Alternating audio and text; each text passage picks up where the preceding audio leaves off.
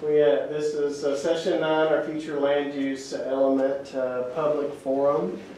Tonight what we're going to do is kind of go over some of our statistics and our changes proposed for the future land use element.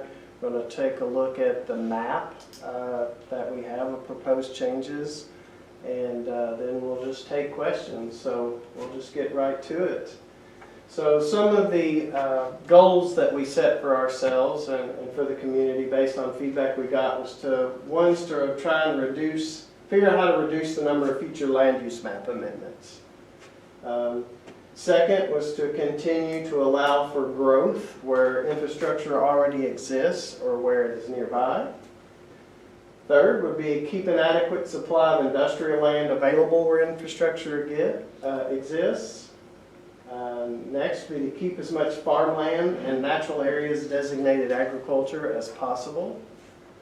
And then last but not least was to protect the character of existing family neighborhoods. That was something that was born out of the unfortunate damage from the tornado, but we were able to analyze some neighborhoods, change some zoning. So when we were looking at the future land use map, we did a similar analysis and are looking at, I guess for lack of a better term, downfluming or changing the future land use map category to more of a residential character that fits existing neighborhoods. So here's some updated statistics. I'm not going to go through all of these, but this is our existing land use in 2010 on the left side, our existing land use that we have updated in our future land use element on the right side as of basically today, doing this off our GIS map. So in 2010, agriculture was 90% of our total land, and then this is how we use the land today, not the future land use. This is existing land use. Sometimes that gets a little confusing, but agriculture today is 85% of our total land. So we've had about a 5% drop in agriculture land for our existing land use. Single-family residential has went up. I think everybody can realize that, just seeing the amount of construction we have going on. Multifamily residential has went up a little bit. Commercial, very little. Institutional public lands have went up some. More schools, more churches. And government's about the same, went up a little more. Industrial has went up a little as well, and then vacant is roughly about the same. So our agricultural land has decreased, single family land has increased, our multifamily has had a slight increase, but we're building much more dense than we were. And our industrial land has increased. I think everybody's aware of that.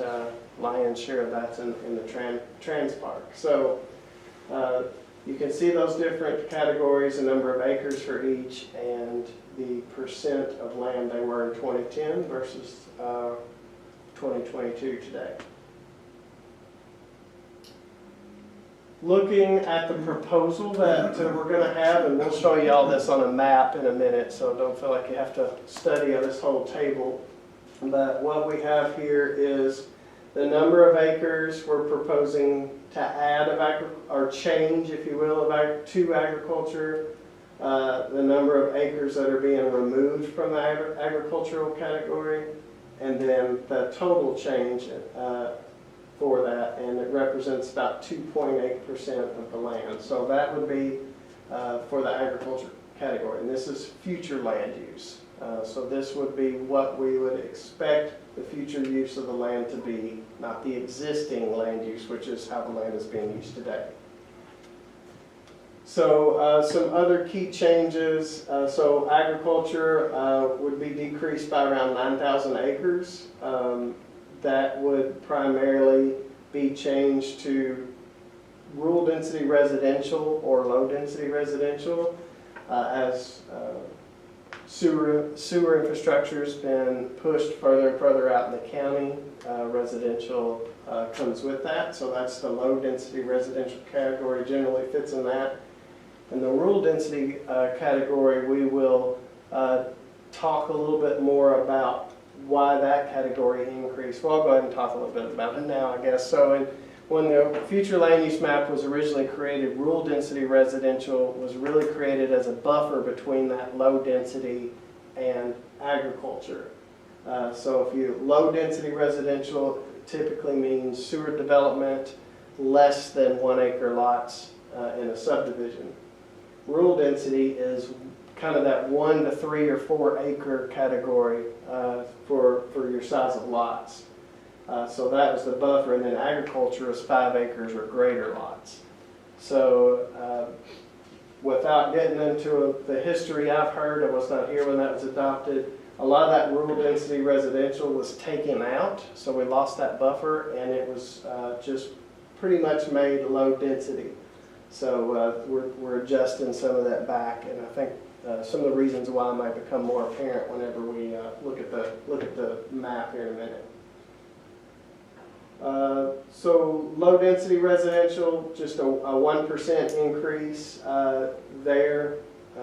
We're proposing, again, we largely already have enough area designated for residential in the county to take us through the next 10 years, which would be the life of that plan, through 2030, around 2030.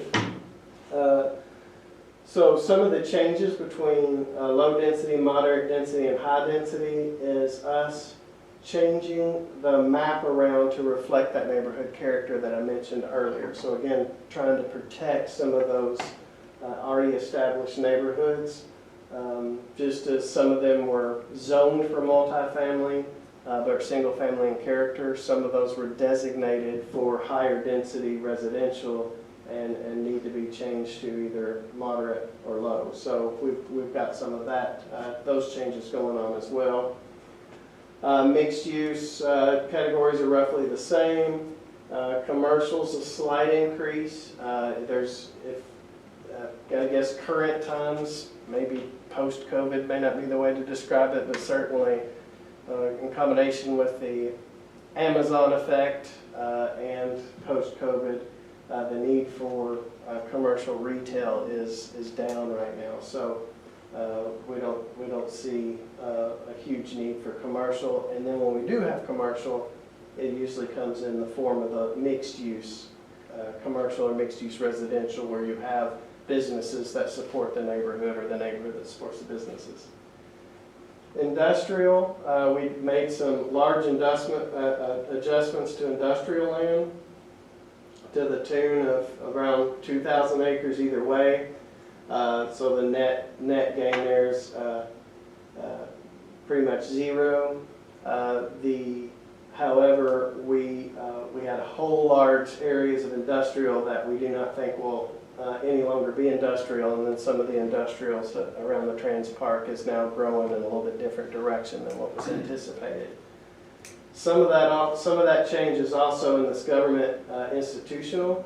The comprehensive plan called out in the Trans Park, it was supposed to have a large airport, and we were going to relocate the airport. That has since been really, they can't put it, well, I'll just say they can't put it in the location they put it now because it's full of industries. But so we're changing all that governmental back to industrial, which is the airport. And then the airport itself, while I think the community should continue to look at relocating the airport, it just won't be in that location. And again, that would probably be something that happens beyond the life of this plan. And then open space, parks and rec is roughly the same. A lot of these changes can be just attributed to we have better data, better boundaries now at mapping, and we get more accurate counts than we did in 2012 or previously. So all in all, we're looking at changing roughly just under 6% of the total land in Warren County. That's about 5.9%. The largest share of that fortunately or unfortunately, depending on your view, is in that agriculture category, 2.8%. You know, one thing to keep in mind is not all of this land will be developed. Just because a future land use map says that it's going to be low density residential doesn't mean it will be. There's a number of market factors. Conversely, there'll be other land that we have designated agriculture that might get changed. We're trying to limit that, but that's kind of the way things have been happening in recent times, and we're trying to help get a handle on that. Another way to look at this is our, okay, so this is current and this is proposed. So left half is current, right half is proposed. So this is the total number of acres we're looking at changing the future land use map. Again, that 2.8% of agriculture change is reflected there. Agricultural in the future land use map, and currently 74%. Our proposed changes would take that down to 71%. Rural density residential, again, that's that buffer category that we don't currently have now. That would go from roughly 1% to almost 3%. So that's the biggest change here, is that more rural character residential kind of helps preserve our view sheds. Rural village is a mixed use designation that is generally centered around our crossroads, if you will, our areas. So the Alvaton Crossroads, Ridge Pond, Rockfield, and others. So a lot of that was just a big pink bubble that you'll see, and so we made that look, in our minds at least, a little more reasonable shape and a little more following a little more reasonable property line scenario, rather than just being a big bubble that you could do anything in. Other than that, I think I've pretty well described those other changes. Again, this low density is roughly the same, a little bit more. Moderate density goes up, but because we have proposed to reduce the high density, and again, that's some of that, that's trying to protect those neighborhoods, get them ready in case we're fortunate enough to do rezoning, to take those, to zone those from a multifamily zone to a single family zone in those existing neighborhoods. Let's see. I think that's pretty well it. Before I let Rachel take over and go over the maps, are there any questions on any of the statistics at this point in time? Kind of just a lot of numbers on a screen. I know the map will probably be more helpful having that picture. So while Rachel comes up here, I'm going to switch the screen here.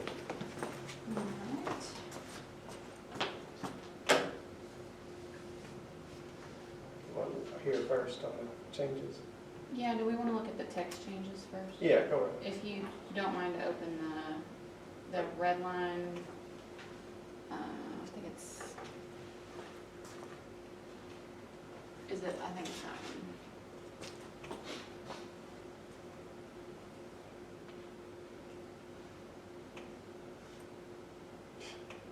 Might take it a second. Didn't know.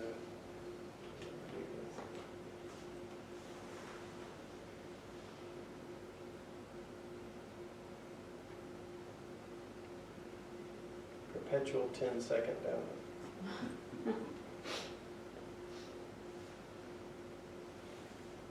It's almost done.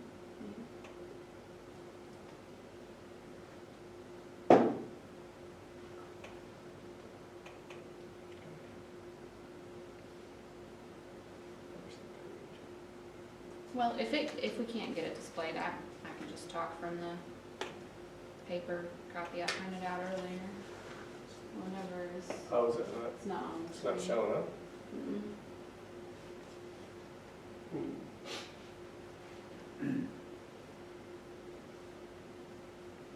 I didn't see the cursor.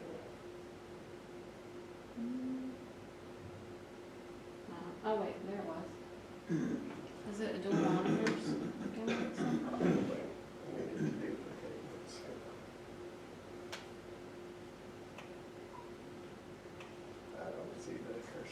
Yeah, it's on this screen now. Oh, right there. I wonder if you can just drag your whole window over. Hold on. Sorry. Rookie mistake.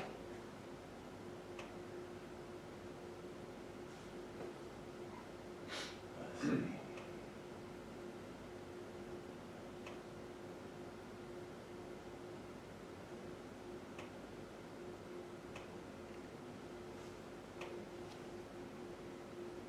There you go.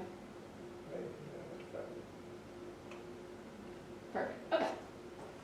So, a few of the changes at the beginning, those are more of a housekeeping item than anything, just updating data, numbers, and statistics to match our current times. The meat and potatoes, I guess, of this section that we are proposing to change relates to section LE 1.1.2, and that's the section that describes our different future land use categories. So while we've only proposed, when we get to the map in just a minute, you'll see we really haven't proposed a whole lot of changes, and I think that was reflected in the chart that Ben had brought up earlier with that low percentage as far as the amount of land that we were proposing to change. But we did try and add some flexibility into the categories to minimize, again, one of our goals was to minimize the number of future land use map amendments. So in the ag section, we simply revised this category to specifically call out that natural areas are also included in this category, and also acknowledge the presence of RR zone property, which is a 2 acre single family zone on septic. Jumping down to rural density, we did clarify that these would be in areas where adequate infrastructure is already available to support the proposed development, and you'll see that a little bit in a minute when we look at the map changes. Jumping down to low density residential, we removed the reference to conservation style development. It's not really applicable in these areas. If anyone is going to utilize that option, it would be in areas that are designated on the future land use map as agriculture. Looking down at the moderate density section, previously we called out a density range, stating that density should range between 3.5 and 13. The main change here is that we've removed the lower portion of the range and we've proposed to set a cap at 13 dwelling units per acre. This category includes both single family and multifamily residential land uses. Jumping down to high density residential, the main change here is that we've just added more flexibility in the types of land uses, specifically calling out both detached and attached single family, and also allowing lower densities. Similar to the moderate density, there was a pretty hard standard as far as the number of dwelling units per acre. And so we have tried to basically just encourage higher density in these areas, but it's also possible that the Planning Commission would find lower densities compatible in this particular category given a specific location. So we've tried to build flexibility in as far as that is concerned as well. We have not proposed any changes to the commercial section, but if we get down to the mixed use categories, we have tried to include a few changes here. Let me double check in my notes. In the mixed use residential category, we tried to add some flexibility for limited HB zoning in certain areas where more intense commercial uses may already be prevalent, and where the Planning Commission determines that that intensity of use is compatible.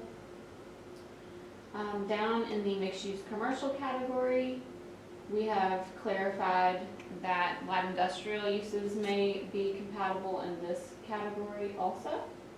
I think it's on the next page. And then we added cemeteries in our open space, parks, and recreation category. And then we do have a few changes in the rural village description that'll make more sense when we look at the map here in just a second.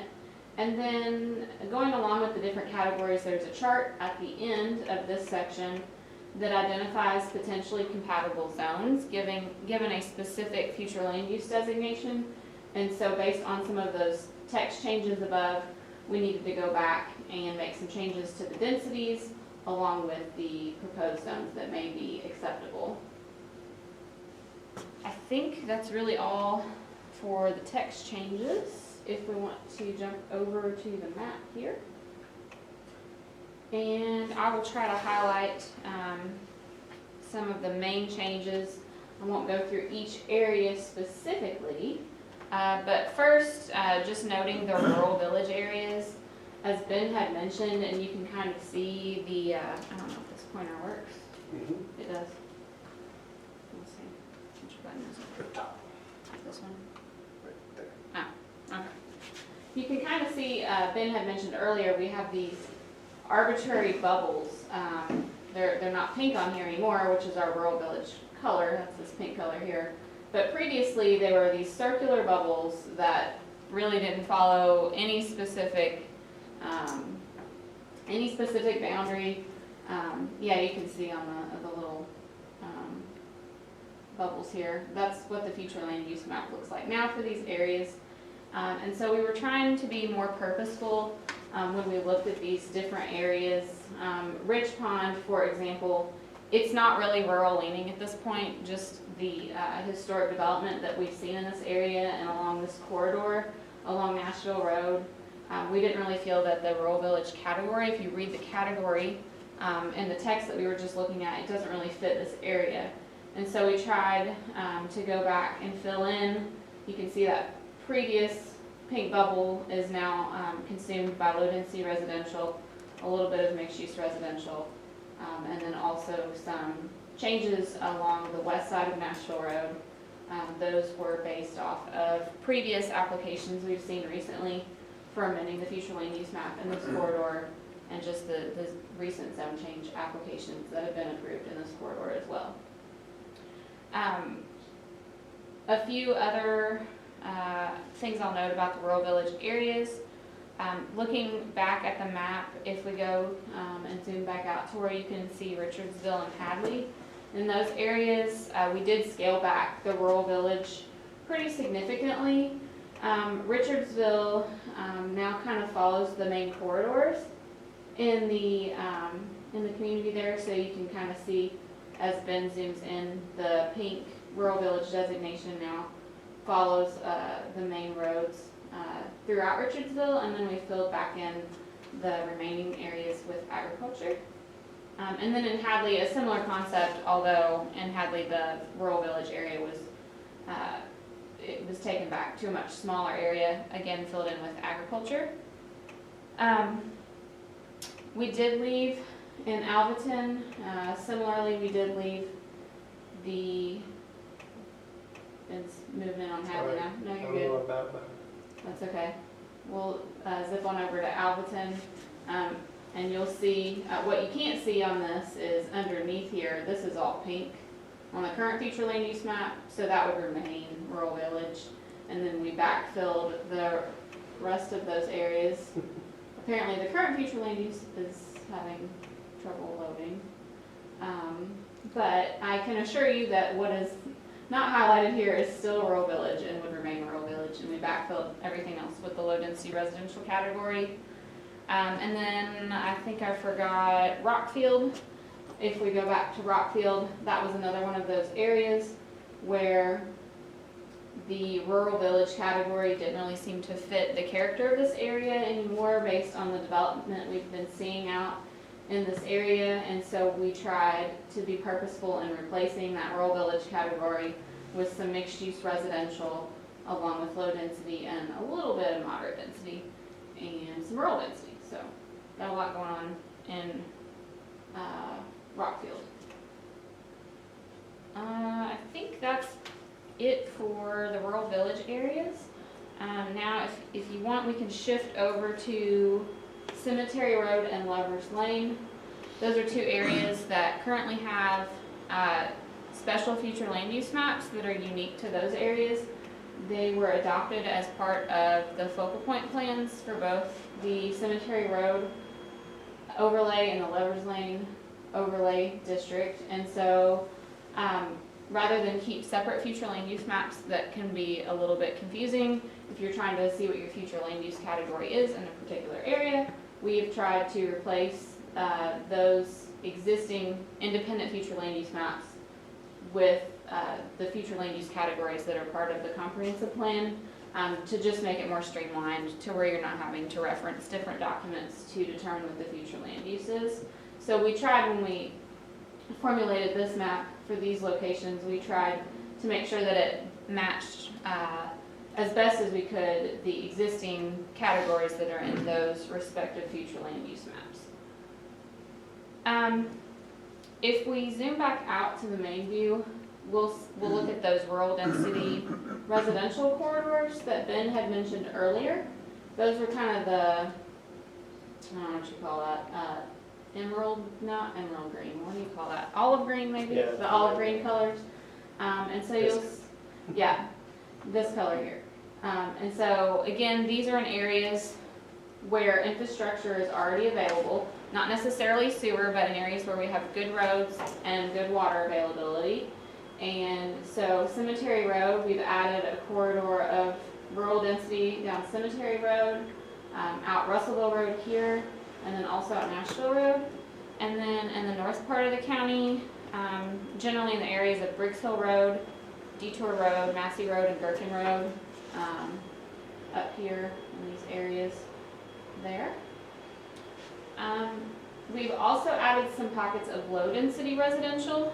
These were added mainly in areas, again, where existing infrastructure already exists and where sewer is at least available in the area or within 2,000 feet of that particular area, which is our current trigger for sewer connectivity. If you're within 2,000 feet of existing sewer and you're doing new development, you are required to connect.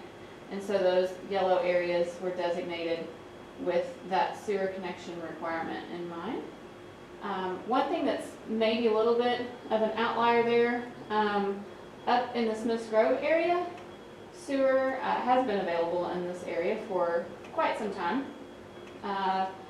And with the latest announcement of Buc-ee's and some of the other happenings in Smiths Grove, and also with the Envision announcement and needing additional housing up in the north part of the county, we've filled in some areas with some more opportunity for low density residential. And then if we look just to the left here, you'll see this mixed use commercial pocket, kind of that burnt red color there. That was previously designated for industrial use, but like Ben had mentioned earlier, we didn't really see that industrial development was moving south along Glasgow Road. And we've actually had recent interest in some residential development in this area. And so this was redesignated as mixed-use commercial, which would still allow light industrial, but also complementary service uses and complementary residential uses in that area as well. And then looking north, above the Trans Park there. No, you're good right there. Where Ben was talking about earlier, where some of this area had been or previously designated for the future relocation of the airport. That has been backfilled with some industrial, and then also creeping a little bit further out Louisville Road, which is this road right here. There has been some additional designation for mixed use commercial. Again, that would allow complementary commercial and service types of uses that could support the uses in the Trans Park, along with light industrial uses, and then a little expansion of industrial here. The current future land use map in this area is industrial as well, so it kind of just expanded that a little bit to the north and to the east. Another area I will touch on is our downtown area for Bowling Green. If we go back to that area, you'll see some pockets of brown that are popping up in the central portion of the map. That is our mixed-use residential category. These areas are currently designated for commercial or high-density residential use. And while both of those uses may be completely appropriate in these areas, by changing the map to mixed-use residential, that would allow even more flexibility in that you could have commercial and residential uses in the areas that are shown in brown. Let's see here. Ben mentioned earlier, with the recent downzonings of our tornado damaged neighborhoods, we are also looking to downzone other existing established single-family neighborhoods that may be currently zoned for multifamily use, but that are predominantly single-family as far as the current use goes. And so we did amend many of those areas anticipating that downzoning project to come in future months. And so that is, you'll see the peach color, these moderate density residential areas here. That is, again, just in anticipation of those future downzonings. They were previously designated for high density use, which would encourage even more density or potentially more multifamily use in those areas. And so this is a better reflection of the current use and the zoning that would likely be selected in those downzoning projects. And then also some of our tornado damaged neighborhoods that we have already successfully rezoned to single family. The future land use map is now hopefully going to reflect the current single family zoning that we have for some of those areas, whereas before it may have designated higher density residential use, which would not have preserved those neighborhoods. So those are kind of the main objectives or topics with the changes. There are a few other changes just sprinkled around. We can touch on any of the other ones if you'd like, but I think that's really the main areas that we're proposing to change. Does anybody have any questions about the map or about the text changes that we looked at a little bit ago? Yes, sir. The area near the Trans Park is the mixed use area. Is that potentially going to be high density housing for for some of the workers that are going to be coming in for those new jobs, or? This area right here? Yeah. This category, the mixed use commercial category, it allows many different uses, from light industrial to commercial, higher density multifamily apartments, and all the way down to single family on sewer, just because sewer is available in this area. So those would be a little higher density than what you might typically find out in the county. But like Ben said earlier, this is just kind of the future anticipated use. We don't know for sure if and when or how this land would develop, but this would certainly, where it was previously designated for industrial use only, which would not have allowed residential rezoning, this would at least allow flexibility for that. And that's the area that, we may have said this, but that's the area that's already, it's currently industrial. Yes, the current future land use map is industrial, where the red area is.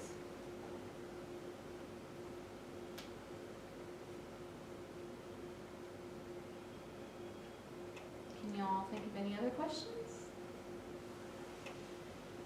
I apologize for being late, but could you explain the rural village term that you all are using? Sure, yeah.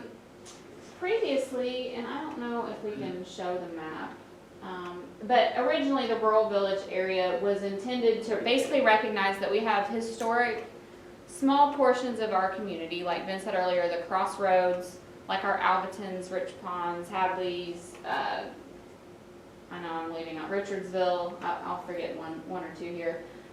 But areas where they may be further out in the county, but historically we've seen or acknowledged uses that may not be agriculture or single family in those areas, like small markets or like the Alvaton, or the Plano store, for example, just areas where there were non-residential uses.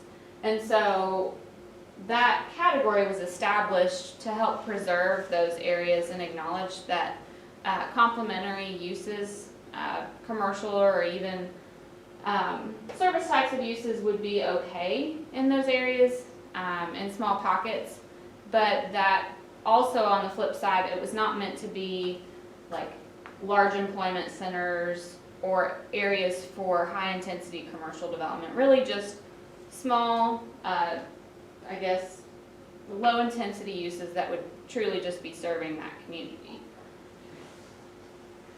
Does that help answer your Yes, it questions? does.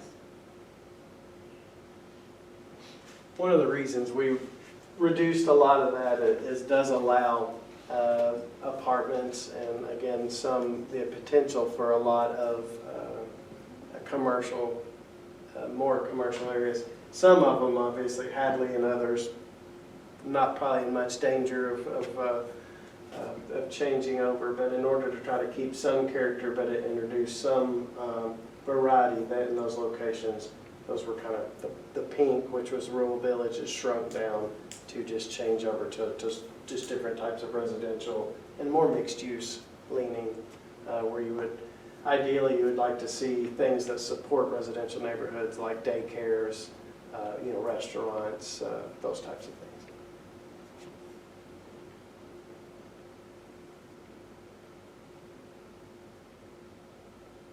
A lot of our residential uses are now, I guess, mixed use leaning. They're a lot denser than they used to be. So that's the reason for all of the flexibility is to try and to encourage, again, some of that commercial, appropriate commercial mixed in with the residential. One thing I completely forgot to mention, in our text change, it's just one small sentence, but you wouldn't know it by looking at the map. So in the areas, and this is, I'm changing topics completely, but in an effort to try and reduce the number of future land use map amendments that the Planning Commission is considering annually, in the areas designated for agriculture on the map, currently there's really not a lot of flexibility if you want to subdivide property, or if maybe you own a piece of land and you would like to subdivide off 3 lots because you have 3 grandchildren and you would like to give them each an acre of land. There's really not a lot of flexibility built in for something like that. And so one of the proposed text changes is in those ag designated areas that you would be exempt for up to 4 lots that are being subdivided from a parent tract that existed since July 1st, 2001. And so that would allow that person who wants to just give 3 lots to their grandkids or to their kids to come in, and they would still have to apply to rezone through the public hearing process, and the Planning Commission would have to determine that that proposed development is compatible in that specific location. But now you would have 2 applications. You would have to amend the future land use map before the Planning Commission could even consider something like that. So that is kind of a main change, even though it's only one sentence in the text. But that should hopefully alleviate the number of future land use map amendments that we're seeing. Which is honestly, that one change is roughly half of our future land use map amendments that we have before the Planning Commission, and they have been approved. I can't think of one that's been denied. So if one of the things you're always taught in planning with government in general is if something's routinely being approved, then you need to look at it and just maybe allow it by right. So that's an adjustment that we made there, and hopefully that'll that will greatly reduce the number of future land use maps we have. Somewhere around probably a third to half of our future land use map changes are just simply those farm owners or whatever wanting to change, subdivide their property into, like Rachel said, up to 4 lots. And we also try to tie that number to some of our triggers for things like installation of fire hydrants, to where basically that would be the max you could do without additional infrastructure being rewired or additional things having to be upgraded or installed. So I guess that's kind of the reason behind that 4.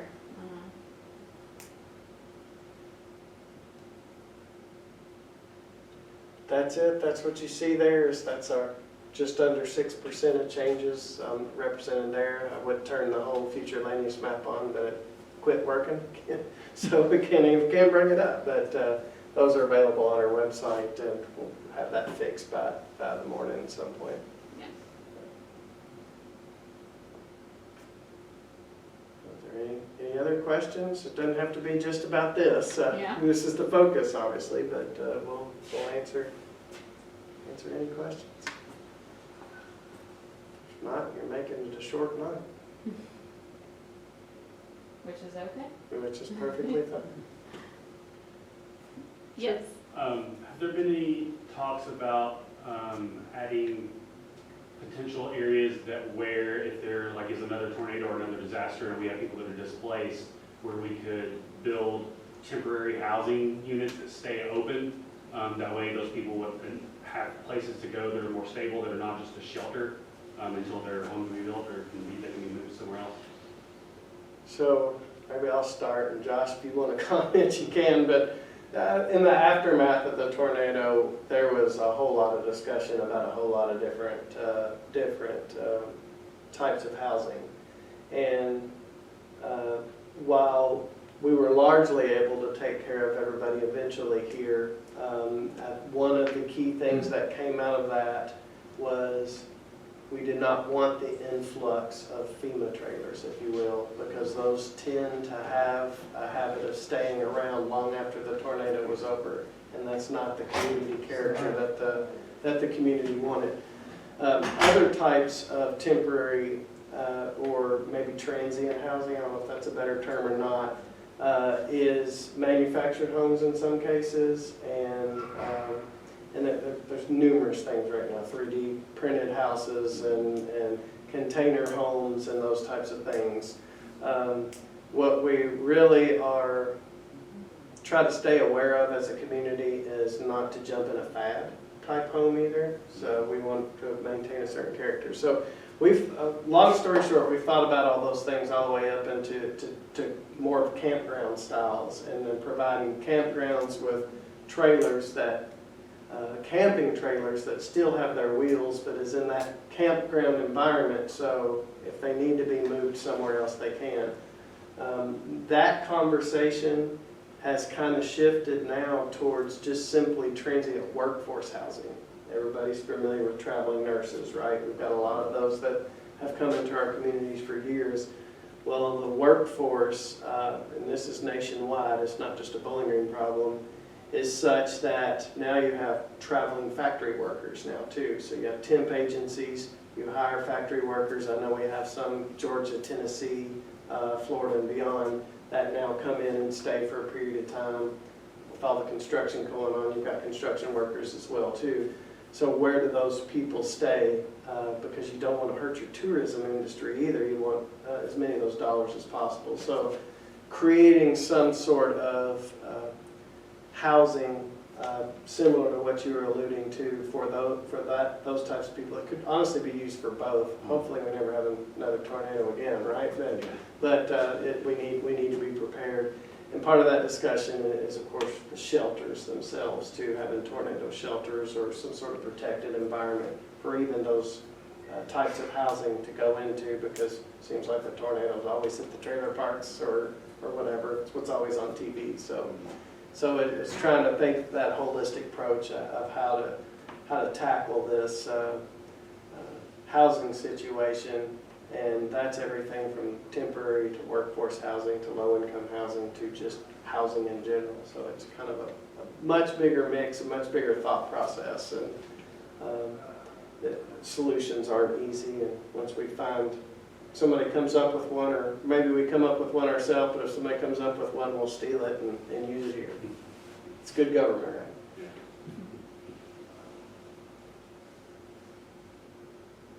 Any other questions, comments, thoughts? It's disappointing that there's not more people here. And I've been out of town, so I honestly can't say that, but has it been in the paper? Has it been on the radio? Has it been on TV that this meeting was going to happen? Yeah, so this is the 9th session in this Right. series that we've had. Of course, we got tornado delayed. But yes, so we have posted, Don has done stories in the newspaper for us. We have an email list that people can sign up for on the website. So we've sent out mass emails to a number of different organizations. We've put it on Facebook and Twitter. We don't have any other social media than those two, which is the two main ones. I don't know. I mean, so yeah, and every time we have one meeting, we advertise for the next. For example, the next one will be the Planning Commission public hearing, and that'll be November 17th at 5:30. That'll be at City Hall. And that'll be the official public hearing. The last session was housing, and that was probably our best turnout. We had maybe 30, 35, 40 at the most people here. And you know, even after a front page newspaper and all of the other things I mentioned, we're happy to have those 30. I'm not complaining, but that this unfortunately is typical. We started out at the Capitol and trying to, but you know, that, and again, that first meeting we had probably 25 or 30 there. That was too small of a group for that large of a venue, and then the library was gracious enough to allow us to use it, but it was on their dime and their electricity, and so we had to find a smaller venue, and that became this. You know, our total update budget was $500 basically, and that's our camera there. So at least we, plus it's still coming off COVID and figuring that out, so we wanted to make sure we videoed it, and we have the whole website there to dedicate it to that, so, to the comp plan update. So I wish if you have ideas for us, I'm more than open, because I've asked colleagues all around the state and the nation is, how do you get people to meetings anymore, or even bring the meeting to them? And when you've got a big thing that covers the whole county, it's just tough. It's tough. Everybody consumes their, just say headlines now, because I don't know how much they're getting reading in depth anymore, but everybody consumes their headlines differently now, and it just, you know, I don't know how you meet them where they're at when there's so many different avenues of TikTok and all these other things that I'm too old to learn. I'm not going to learn that. I'm not going to video myself dancing and doing comp plan stuff. It doesn't work. So. No, but I would like to see that then. Yeah. Maybe I'll delegate that to somebody else. No, but I will say, hopefully, if people were unable to attend tonight, like Ben said, all of these sessions are posted on our website, so everyone is welcome to view the recordings and submit feedback, call us, stop by the office. We would love to hear the input recommendations from everyone. for every element we've already posted on there, and so starting by the end of this week, we'll go ahead and do the Facebook and the email and all of that. But for recommendations for every chapter out there, this one has the most recommendations. The rest of them are mostly just updating statistics and a few tweaks here and there. But this one's probably the most impactful. I would call it moderate changes. Everything else is pretty minor in the grand scheme of things. When will this become set in stone? So officially, all 6 of our legislative bodies, so the 5 cities and the Warren County Fiscal Court, have to have 2 readings before it will go in effect. The 2 big ones, obviously, are the City of Bowling Green and Warren County Fiscal Court. They will. And that's only on the text changes. The future land use. We'll send it all to them. But yes, yeah. Technically go into But effect. technically, you're right. Right. So by, let's just say January 1st, we'll try to have both readings from the 2 main legislative bodies done. The small cities only meet once a month and sometimes don't meet, especially during the holidays. So we'll catch up with them. The other thing on the 4 small cities, which I keep saying that, but it's Smiths Grove, Oakland, Plum Springs, and Woodburn, we're going to go meet with them individually too and talk to them about their areas, their cities, plus they 3/4 of a mile area of influence is what we call it, but it's just basically a buffer. And we'll talk to them and see see what their thoughts are, see what changes are, and kind of start that approval process with them as well. And if there's any changes there, then that will have to go back to fiscal court potentially as well, or at least back to the planning commission. We just ran out of time on them with the about a 6 month delay with the tornado. So, but we didn't make too many changes right around them. There's certainly none we thought would be challenged or talked about beyond that. So.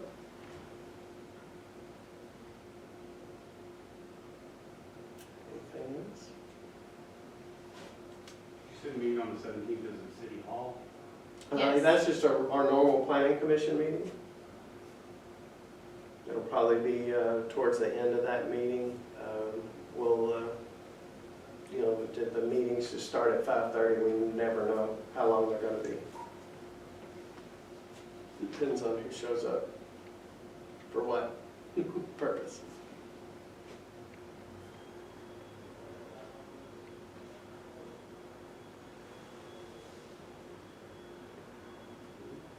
Well, thank you all for being here. Thank you all for having me. It's appreciated. Yep. Sure.